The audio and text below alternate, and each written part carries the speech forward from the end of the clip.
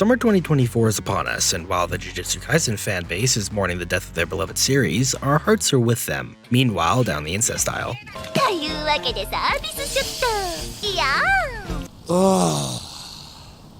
I'm touching myself tonight.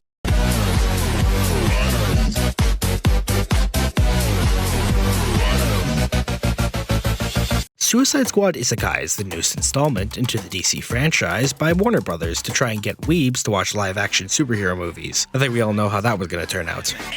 Yeah, boys, this is pretty bad. Like, it's not the worst thing I've ever seen, and definitely not the worst anime on this list by a long shot, but the story was extremely uninteresting, and literally anything that happened made me question why I should care. It kind of felt like the writers were trying too hard to make Harley Quinn anime instead of trying to make her a character. Don't think it deserves D tier, but C also feels too high. At least that's what my teacher told me. One of the most highly rated romance anime this season is Alya Sometimes Hides Her Feelings in Russian dub. As a firm believer in equality, I think we can all agree that it was about time that Russia finally got some anime representation. Isn't that right, guys? Guys, this is a show about a guy who plays Russian Duolingo between classes and his relationship with his blood-related sister. What? I just thought I'd add that detail in for research purposes. Anyway, she's running to become the student council president, her favorite anime is Oremo, and she also wakes the main character up in the morning by making him stand up. Now, if I had a little sister who woke me up like that, then I can tell you one thing's for certain. There's also this Russian girl whose name is Alya, who hides her feelings for the protagonist in Russian. The MC doesn't tell her he knows Russian for no real reason other than the title would have to be changed. Yes, technically Alya is the main heroine, and I do feel kind of bad for her because she is actually a pretty decent character, but she just sort of got overshadowed by this scene in particular and never really recovered. The humor and dialogue in this show is fantastic, and the protagonist is one of the most Chad main characters I've seen in a hot minute, which is super refreshing, especially for a romance anime. Flipping S tier, no questions asked. My dear friend Nokotan was really funny for about one episode. Honestly guys, I thought the trailers were funnier than the actual show, and while out of context, there's a lot of memeable moments that I will continue to use in upcoming videos, but all around this anime kinda sucked. It's about a former delinquent who unwillingly adopts a deer girl and everything that surrounds her existence, which once again was only funny for a singular episode and then got tiring and overused super fast. Other than the Twitter dramas that it caused, this anime didn't make me laugh enough to suggest this to anyone. Not really worth your time, to be honest. C tier. The Elusive Samurai is definitely the darkest anime airing this season. Being on the historical side of storytelling, the anime follows Tokiyuki,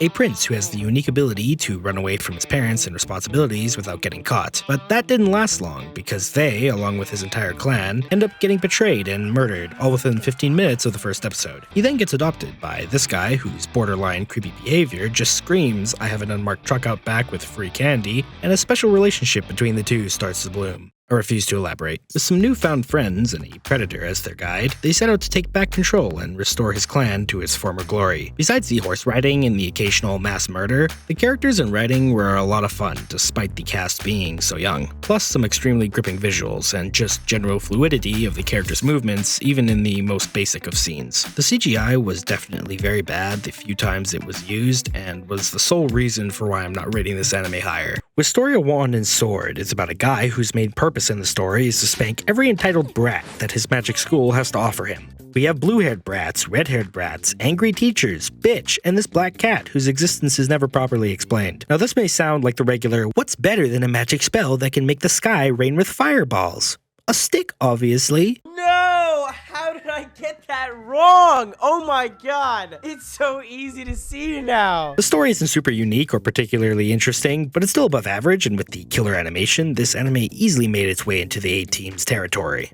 Tower of Gods Season 2. Can we not talk about this? This series was just another example of a pretty decent show getting hit by a semi-truck and taking a nosedive off the nearest cliff as soon as Season 2 aired. The new animation studio took away the unique art style that gave Season 1 its personality, and then torpedoed whatever was left of the quality into the ground.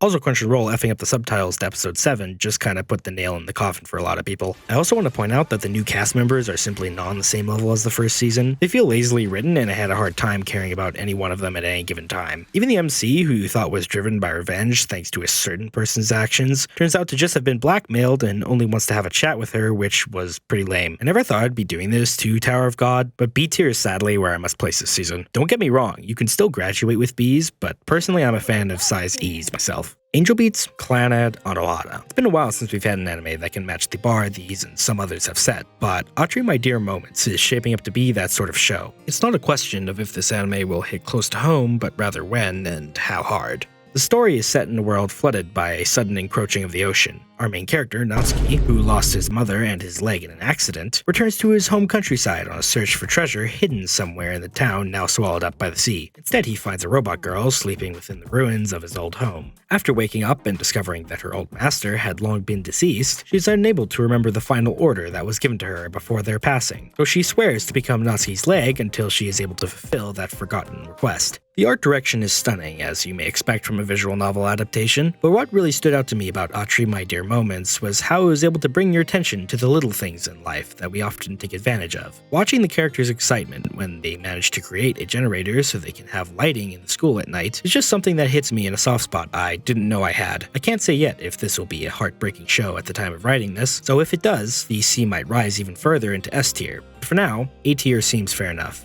How to Become Ordinary was about as boring as the title makes it sound. Yeah, it's made by the author of Hyoka, and I liked Hyoka. But before you leave an angry comment, let me explain myself. So supposedly the protagonist is super smart. So smart that he needs to remind you about that fact at the end of every episode. Each episode, the characters find some random thing to focus on that's usually the why the frick would anyone care type situation.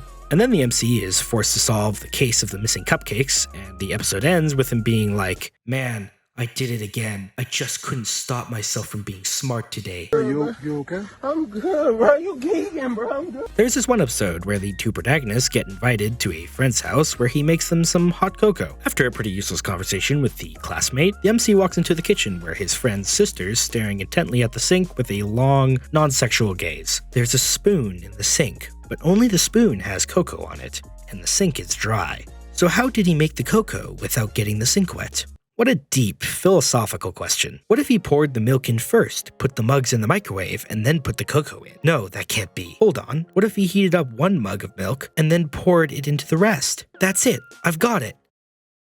1 minus 1 equals. Equals 35. What if we threw the cocoa powder into the last mug? Or what if we made them all 66% full? Wait, he just microwaved the milk we had been using this whole time, but didn't notice the milk was hot until we touched it.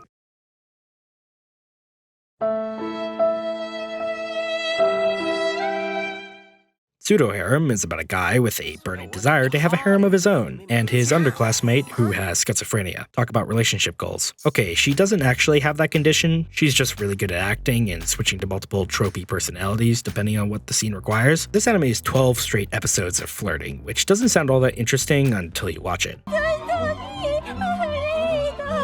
I would have said that Rin is best girl of this season, but I don't think that would be fair to say because she has more than one personality. And besides, I prefer only two personalities if you know what I mean. Still A tier though.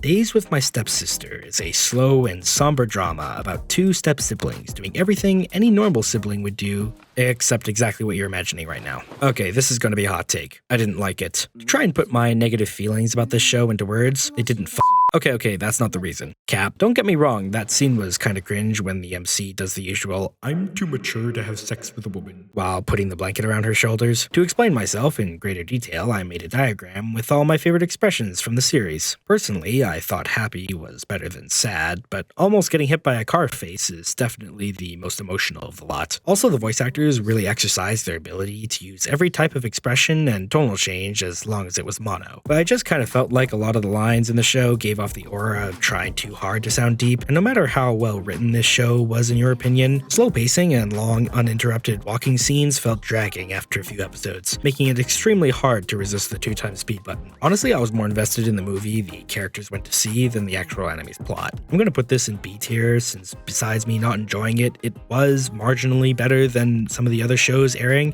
and also I know a lot of people are gonna get mad at me if I put it any lower. It won best episode a few weeks in a row, so I'm going to assume that I missed the point of the show. If you disagree, leave a comment and enlighten me. You never know, I may convert to the dark side. My wife has no emotions is literally if Kazuya was born a few decades later and married one of these creepy ass things. I get it. This is supposed to be wholesome, but it just kind of came off as sad and a little embarrassing. Like, this dude gets dumped, gives up on all relationships in general, and then settles for his oven instead. Like, Bro, I just feel kinda bad at this point. And then the thing about his sister having a robot fetish didn't help the situation at all. Anyways, I don't really know who this anime was made for. Like, it's obviously not for me because unlike the protagonist, I get bitches. Any second now. 2.5 Dimensional Seduction can be summarized extremely easily and efficiently. It's my dress-up darling, but played by prawn actors. So there's this weeb who doesn't like real women until this one girl joins his club and gets naked. Then his childhood friend walks in and she gets naked too. The MC falls on top of her, tries to get back up, but she's like, nah, I'd stay. But then he's like, excuse me, let me just go pick up my manga real quick. Happy birthday, motherfucker! As cliche as this anime is, I still found myself enjoying it, and while I know the romance isn't going anywhere because the protagonist is plagued by the worst disease known to the human species, density. Anyways, the amount of fan service we were served more or less made up for the mediocre writing, and there are no little sisters in this one, boys, so I think we're clear. B tier. Too many losing heroines, I believe, to be the highlight of this season. Combining romance, comedy, and slice of life into a story where the MC isn't the subject of the romance is something I genuinely have never seen before in an anime setting. The main gist of the story is that the protagonist, by coincidence, always happens to be in the wrong place at the right time while somebody from his class is getting dumped publicly. The characters are definitely my favorite from this season, and the voice actors are some of the most talented and expressive from pretty much any slice of life recently to have aired. Now can we talk about this bitch? For some reason, on the official website, there's a section where they track how many calories this character has consumed per episode. I guess it's kind of a running joke at this point, but to see the studio put so much time and care into little details like this just make the all-around experience watching this show more enjoyable. I don't know what's been going on recently in the anime industry to have caused this, but ever since Chainsaw Man aired, multiple ending themes are becoming more and more common. And with the unique animation, which in no world should look this good for a slice of life anime, just furthers my respect for the studio. You can see the creators put thought into making this anime special, and for that, it's going in S tier. Why does nobody remember me in this world? Has the same answer as the question, why will nobody remember this anime after it's done airing? Being balls deep into the isekai genre, in my experience, the likelihood of finding one with an even slightly original idea is practically non-existent. Which is what would have set this apart from every other isekai if it didn't try to make up for its uniqueness by following every other annoying trope in the book. To summarize, dude hangs out with his childhood friend. She's about to confess to him, and the world's like, get cucked, and isekais the protagonist into a world where the hero Cid didn't defeat the demons who now rule the world. He meets his friends who don't remember him, pulls out the sword and stone, runs into tied-up heroine, frees heroine, she's mad at him for unexplained reasons until she's not, and then they start hugging. With the power of Drake's breath, they defeat the Demon King, who was never actually bad in the first place, she just forgot she was good. Are you fucking dumb? Every part of this anime just screams, I don't care. There's no reason to root for anyone, and nobody gets any sort of character development because the protagonist is just too powerful to have something so abstract as character. Usually hot women can make a shit anime watchable, but not even this chick could save this show from the bottom of the tier list. D tier was looking a little lonely, so I'm glad I finally found it a friend. Okay boys, you know the drill. It's season 2, and if I had anything bad to say about Oshi No Ko, I would be stoned and publicly humiliated for my treason. And for good reason. This season of Oshi No Ko has been the most artistic and visually expressive anime of this entire year, and personally, I think of all time. Voice actors are as good as expected, the characters and their development are leagues above anything else airing, and regardless of how you feel about the current manga leaks, I don't believe it takes away from this season's overall enjoyment. The beginning of this arc was a lot slower compared to the first, and did lack a lot of the dark elements that made the first season as good as it was. But it made up for it in the ways in which the studio was able to not just adapt the source material, but go above and beyond it. This anime is a tier above the rest, awarding it my first ever god tier. By the way, Akane with long hair is best girl. I've made my case. And there you go, guys, my summer 2024 anime tier list. I normally would end this with a stay safe and no incest, but that may come off with a whiff of the hypocritical, so instead I'm ending this video with a I wanna feel alive, feel the blood inside my veins. I wanna slow the time, will you slow it down with me? I think I need to find what it means to be okay. It's broken by design, can't live life without some pain, yeah.